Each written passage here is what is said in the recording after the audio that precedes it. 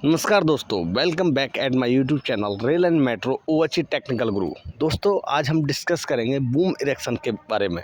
Boom erection कैसे किया जाता है, कम से कम समय में बूम इरेक्शन कैसे करें और उसमें क्या क्या मटेरियल की आवश्यकता रहती है। चलिए दोस्तों, वीडियो स्टार्ट करते हैं।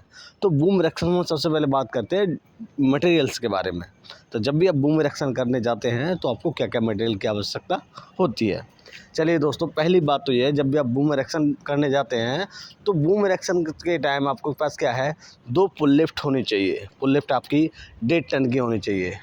1 टन या 1.5 टन कोई भी पुल लिफ्ट हो तो 1.5 टन की चलेगी तो ज़्यादा बढ़िया रहता है, क्योंकि लोड ज़्यादा, कैपेसिटी ज़्यादा रहता है। तो 1.5 टन की आपके पास 2 पुल लिफ्ट होनी चाहिए, क्योंकि एक को प्रॉब्लम हुआ तो दूसरा वर्किंग में रहना चाहिए। दूसरा, आपके पास एक टर्फर रहना चाहिए।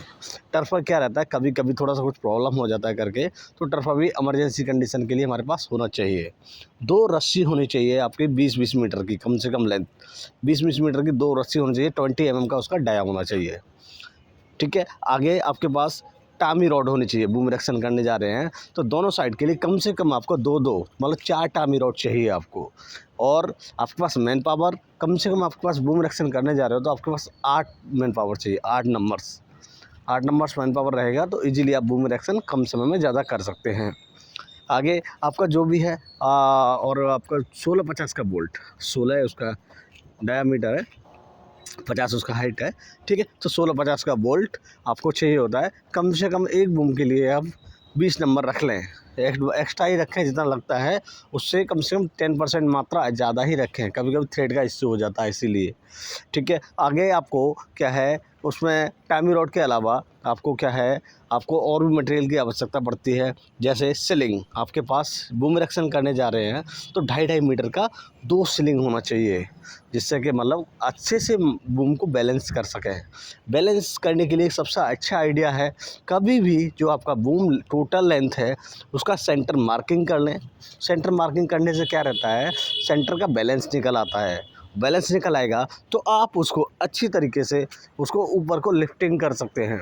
लिफ्टिंग करने क्या सेंटर रहेगा तो आपको बैलेंस बना रहेगा, तो इजीली एक टाइम में ही आप बूम को ऊपर लिफ्टिंग करके उठा करके जल्दी से इरेक्शन कर सकते हैं। यदि आपने ऐसा नहीं किया तो उसमें काफ़ी समय लग सकता है। बैलेंस करने में ही आपका 5 से 10 मिनट चला जाएगा। यदि आप 5 से 10 मिनट का समय बचाना चाहते हो तो टोटल बूम का लेंथ ले लें, टोटल बूम उसका सेंटर मार्किंग कर लें, वहाँ पर दोनों साइड में 2 सिलिंग से बूम इरेक्शन करें। एक से कभी भी ना करें, डेंजर सिचुएशन रहता है। इसीलिए कभी भी बूम इरेक्शन करते समय 2 सिलिंग का यूज़ करें और सिलिंग की लेंथ जो है वो 2.5 मीटर होनी चाहिए। चलिए दोस्तों, ये हो गया आपका। उसके बाद आपके पास जो क्रेन है उसका हुक होना चाहिए, नहीं तो कभी भी सिलिंग हार्ड रहती है, उससे निकलने का चांसेस रहता है। तो कभी भी बूम इरेक्शन करने जाएं तो ये देख लें कि उसमें क्रेन का जो लिफ्टिंग वाला हुक है उसमें उसका कुछ हुक लैच है कि नहीं, जो लॉक करने वाला रहता है इससे निकलता नहीं है। तो ये सारी चीज़ आपको ध्यान रखनी होती है बूम इरेक्शन में। कम से कम समय में यही एक आइडिया है सेंटर मार्किंग करने का। सेंटर मार्किंग कर लें और अच्छे से बूम को लिफ्टिंग उठा लें, नहीं तो क्या होता है, बहुत टाइम लग जाता है। और दोनों तरफ रस्सी बांध के रखें, जिससे कि मूवमेंट कभी भी इधर उधर घुमाना होता है तो आराम से मूवमेंट कर सकें, क्योंकि रस्सी से भी आपकी काफ़ी समय की बचत होती है। उससे क्या रहता है आपका, कि जैसे आपको कहीं मूवमेंट करना है तो तुरंत आप जल्दी से उसको आराम से लिफ्टिंग कर सकते हैं। और सबसे अच्छा तरीका है आपका, बूम को कभी भी इरेक्शन करने के लिए वन साइड ग्राउटिंग होना चाहिए, वन साइड नहीं होना चाहिए।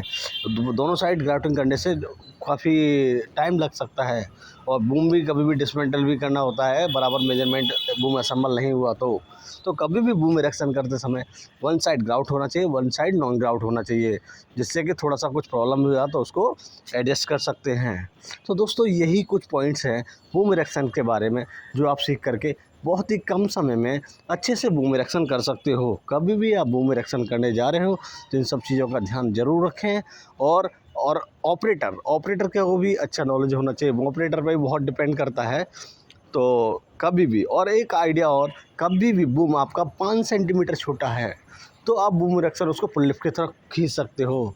ये 5 सेंटीमीटर ज़्यादा है तो 10 तक मैनेज कर सकते हैं, पर लेकिन 10 से ज़्यादा हुआ तो मैनेज होना इम्पॉसिबल है।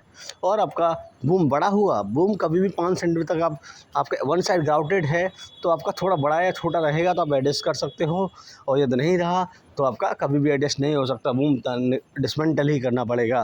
तो इसीलिए कभी भी बूम इरेक्शन करते समय आप वन साइड एक लेग अपराइट ग्राउट करें, एक साइड नॉन ग्राउट रखें, जिससे कि आप कम समय में केवल 5 मिनट के अंदर आप एक बूम इरेक्शन कर सकते हो। यही सबसे बेस्ट आइडिया है। One side grout, one side non grout, दोनों साइड कभी भी ग्राउट ना करें। यदि आपने ऐसा किया तो कभी भी आपका नुकसान, कभी भी प्रॉब्लम हो सकता है, कभी भी बूम आपको डिसमेंटल करना पड़ सकता है, क्योंकि असेंबली बराबर नहीं हुआ तो।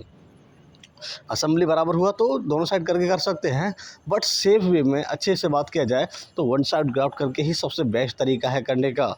वो सभी लोगों का अलग अलग डिफरेंट स्टाइल होता है, कुछ लोग तो कर देते हैं दोनों साइड ग्राउट, कुछ लोग नहीं करते हैं।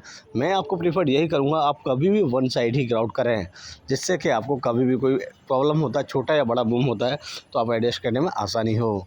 चलिए दोस्तों, आशा करता हूँ आपको वीडियो पसंद आया होगा। यदि आपको वीडियो पसंद आया तो चैनल को सब्सक्राइब जरूर कर लें। Thank you.